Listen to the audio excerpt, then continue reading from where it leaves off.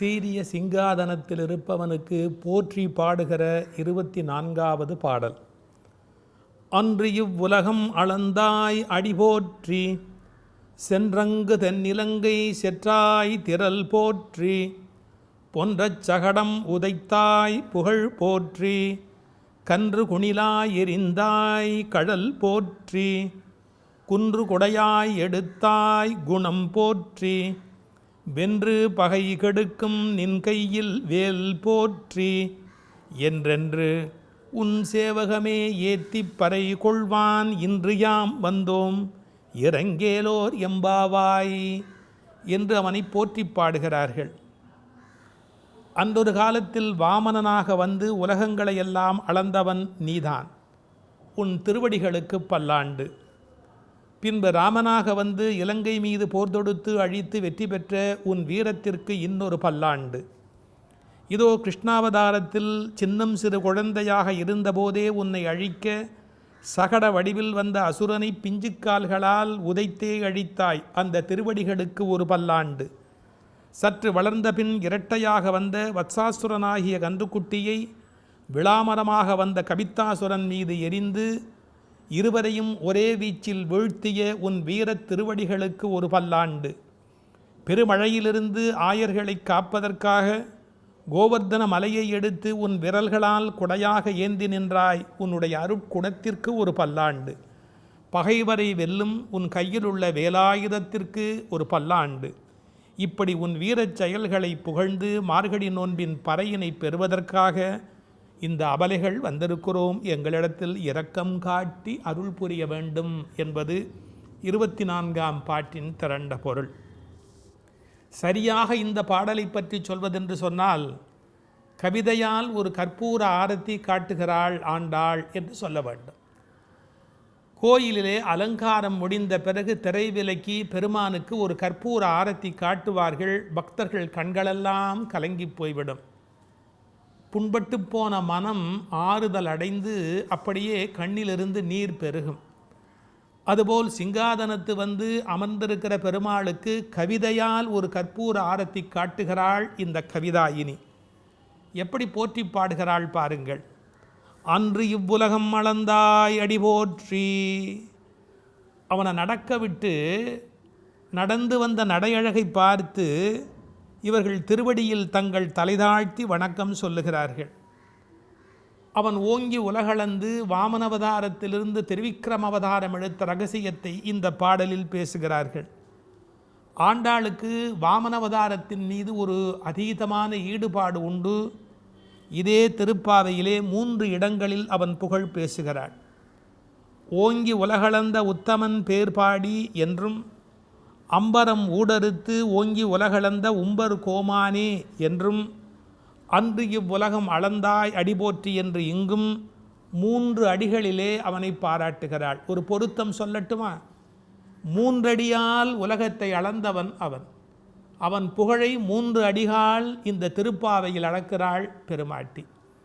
என்னால் 3 அடியினாலே சிறப்பு பெற்றவன். பூமியை அளந்தான், ஆகாயத்தை அளந்தான், பிறகு மகாபலி சக்கரவர்த்தியினுடைய தலைமீது ஒரு திருவடியை வைத்தார். அப்படி 3 அடிகளால் புகழ் பெற்றவனுக்கு 3 அடிகளால் புகழ் சேர்க்கிறாள் ஆண்டாள் என்று இந்த பாடலை மங்களாசாசனத்தை நாம் அனுபவிக்கலாம். உலகத்தையே வாழ்விக்கிறவனுக்கு ஒரு வாழ்த்து சொல்வதா என்று பல பேர் யோசிக்கலாம். வாழ்விக்கிறவனாக இருந்தாலும் அவனுக்கு வாழ்த்து சொல்ல வேண்டும்.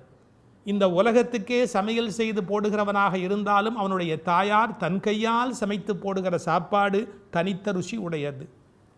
எத்தனை பெரிய வீர தீரனாய் இருந்தாலும் அவனுடைய தாயார் அவனுக்கு உப்பு சுற்றி போடுகிற போது திருஷ்டி கழிகிறது என்று அன்பு பாராட்டுகிற போது ஏற்படக்கூடிய நெருக்கம் வேறு எதில் ஏற்பட முடியும்? எனவே பாசமும் நேசமும் உள்ள இவர்கள் இன்றைக்கு அந்த திருவடியை போற்றி பாடுகிறார்கள். வாமன அவதாரத்திலாவது பரவாயில்லை, நின்ற இடத்தில் நின்றபடி கால்களை உயர்த்தி 3 அடி அளந்தான் பெறுவான். ஆனால் ராமாவதாரத்தில் காடும் மேடும் காட்டிலும் மேட்டிலும் அவன் பாதங்கள் பட்ட பாடு கொஞ்சமா நஞ்சமா? இலங்கைக்கு போகிறார், தென்னிலங்கை சென்று ராவணனை வீழ்த்துகிறார். வாமனாவதாரத்தில் நின்ற இடத்தில் நின்றபடி அந்த திருவடி அளந்தது என்பதை போற்றியவர்கள், சென்ற இடத்தில் இப்போது திருவடி அளந்திருக்கிறதே, அது என்ன பாடுபட்டிருக்குமோ என்ற கற்பனையோடு வேதனையோடு பேசுகிறார்கள். சென்று அங்கு தென்னிலங்கை செற்றாய் திரள் போற்றி. சிங்கத்தை அதன் குகையிலேயே சந்திப்பதுதான் பெருவீரம். அதுபோல் ராவணனை அவன் இருக்கும் இடத்தில் சென்று வீழ்த்தியவன் பெறுவான். தன் பலம் உள்ள இடத்தில் ஒருவனை வீழ்த்துவது என்பது பெரிய காரியம் அல்ல. அவன் பலம் மிக்கோங்கி இருக்கிற இடத்தில் வீழ்த்துவது என்பது முக்கியம். இடனறிதல் வலியறிதல் என்று திருக்குறளிலே அதிகாரங்கள் உண்டு. நீங்கள் முதலை அல்லது திமிங்கலத்திற்கு வழிபார்த்தால் தண்ணீரிலே பலம் இருக்கும் முதலைக்கு. ஆனால் கரையிலே வருமானால் அந்த திமிங்கலத்திற்கு அல்லது முதலைக்கு பலம் இருக்காது. எனவே இடனறிதல் மிக முக்கியம். ராவணனுடைய பக்கத்திலேயே சென்று அவனை வீழ்த்துகிறான் பெருமான். எதற்கும் அஞ்சாத ஒருவன், கூற்று ஒருவரையும் வேண்டாத கொற்றவன். அந்த இராமாயண கதையை 2வது அடியினாலே சென்றங்கு தென்கிழங்கை செற்றாய் திரள் போற்றி என்று பேசுகிறார். அடுத்த பாடலிலே அடுத்த வரியிலே சகடாசுரனை எட்டி உதைத்த கதையை பேசுகிறார். அவன் திருவடி எல்லோருக்கும் பாதுகாப்பாக இருக்கிறது என்பதையும் தாண்டி அவனுக்கே அது பாதுகாப்பாக இருக்கிறது என்று அனுபவிக்கிறார்கள். அவன் அழிந்து போகும்படியாக பொன்று, அவன் அழிந்து போவதற்காக சகடாசுரன் வருகிறான். அவனை பெருமான் தன்னுடைய பாதங்களாலே எட்டி உதைக்கிறான். அப்படி உதைத்த மாத்திரத்தில் வந்த அசுரன் மாண்டு போனான். அந்த புகழை இப்போது போற்றி பேசுகிறார்கள். பொன்றச் சகடம் உதைத்தாய் புகழ் போற்றி, கன்றுகுடிலாய் எரிந்தாய் கடல் போற்றி. 2 அசுரர்கள், ஒரு அசுரனாக வந்து வீழ்த்தியதெல்லாம் தாண்டி 2 அசுரர்கள் புறப்பட்டு வருகிறார்கள். அவன் ஒருவன் விழா மரமாக நின்று கொண்டான், இன்னொருவன் கன்றுக்குட்டியாக மாறி பெருமானை ஈர்க்கிறான். இவனுக்கு தான் பசு கன்று என்றால் மோகமாயிற்றே. கன்று மேய்த்து இனிது உகந்த காளாய் என்று திருமங்கையாழ்வார் பாடுகிறாரே. கன்றுக்குட்டியை பார்த்தா அவனுக்கு மகிழ்ச்சி வந்துவிடும், அந்த பின்னாலேயே ஓடத் தொடங்கி விடுவான்.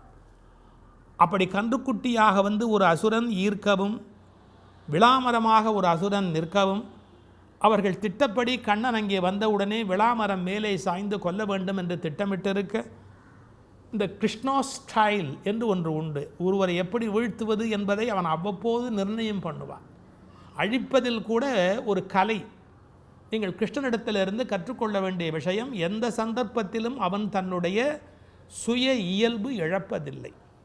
எதிரியை வீழ்த்துகிற போது கோபம் வந்து விட்டாலோ, நாம் சிதறிப்போய் விட்டாலோ, நாம் பலவீனமாகி விட்டோம் என்று பொருள். அவன் சிரித்தபடி இருப்பான், விளையாட்டாகச் செய்வான். எந்த காலத்திலும் அவன் பலம் குறைவதே இல்லை.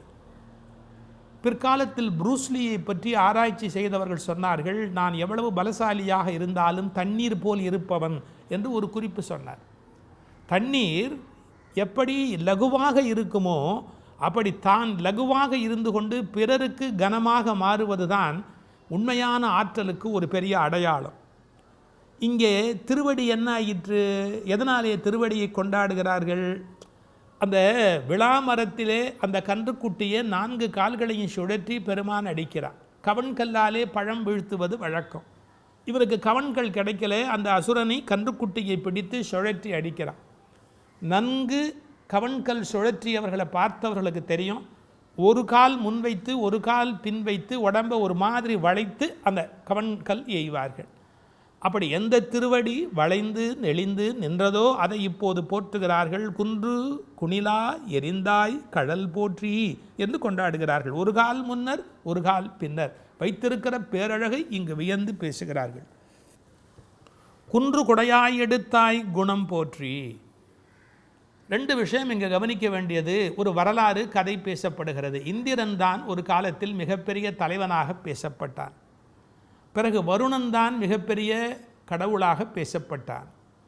வேதகாலத்து நூல்களெல்லாம் இந்திரனையும் வருணனையும் பெரிதாக பாராட்டி கொண்டிருந்தன. ஆனால் பின்னால் திருமால் வழிபாடு, சிவன் வழிபாடு, முருகன் வழிபாடு என்பவை தோன்றி உலகத்தின் வழிபாட்டு சிந்தனையில் மிகப்பெரிய மாற்றம் ஏற்பட்டது. இந்திரன் தனக்கு தர வேண்டிய ஒரு பூசையை இந்த ஆயர்கள் கொடுக்க வேண்டும் என்று எதிர்பார்த்து கொண்டிருக்கிற போது பெருமான் சொல்லுகிறான், நமக்கு இந்த மலைதானே மிகப்பெரிய அரண், இந்த மலைதானே நம்முடைய ஆநிரைகளுக்கு உணவளிக்கிறது, ஏன் நாம் இந்த மலைக்கே விழா எடுத்தால் என்ன என்ற இயற்கையை கொண்டாடுகிற வகையில் அந்த மலைக்கு மிகப்பெரிய வழிபாட்டை நிகழ்த்துகிறான் கண்ணபெருமான்.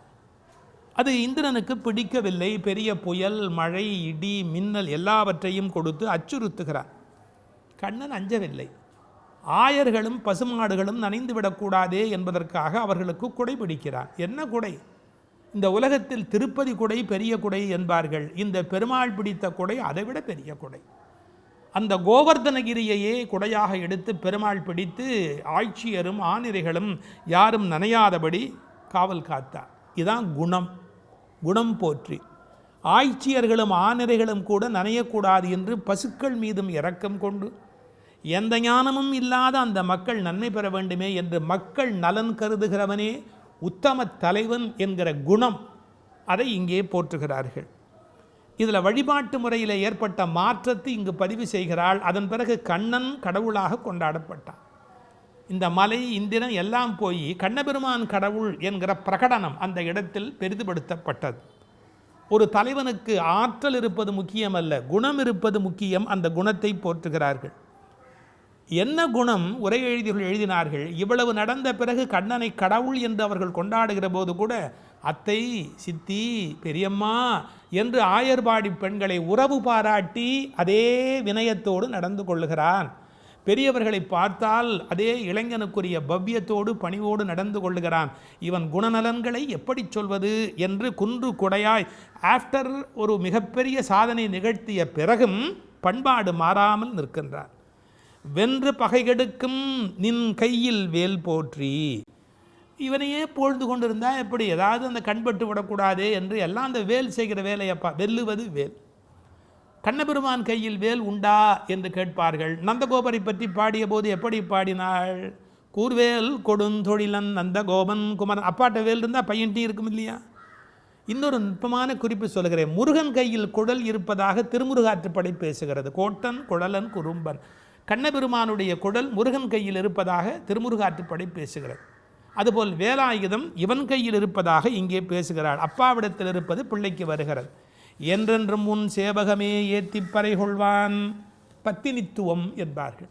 தன் கணவனை தவிர இன்னொருவன் மீது மோகம் கொள்ளாத பெருநிலை, வேறு ஆடவனை விரும்பாத பெருநிலை. அதுபோல் ஒரு கடவுளை கும்பிட்ட பிறகு அதே கடவுளிடத்தில் உறுதியாக இருக்க வேண்டும்.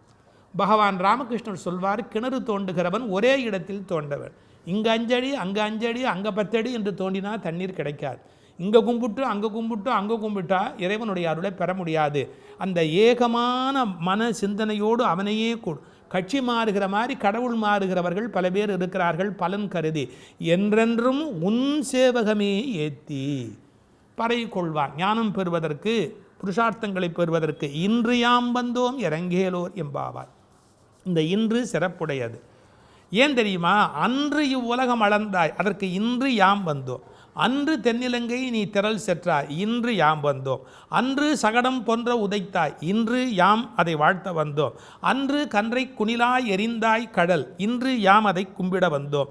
அன்று குன்று குடையாய் எடுத்தாய் குணம், அதை இன்று நாங்கள் போற்ற வந்தோம். அன்று பகை கெடுத்து வென்று நிற்கும் வேல், அதை இன்று நாங்கள் போற்ற வந்தோம் என்று அறுசுவை போல 6 போற்றிகளால் இந்த பாடலை பெருமைப்படுத்தி இருக்கிறார்கள்.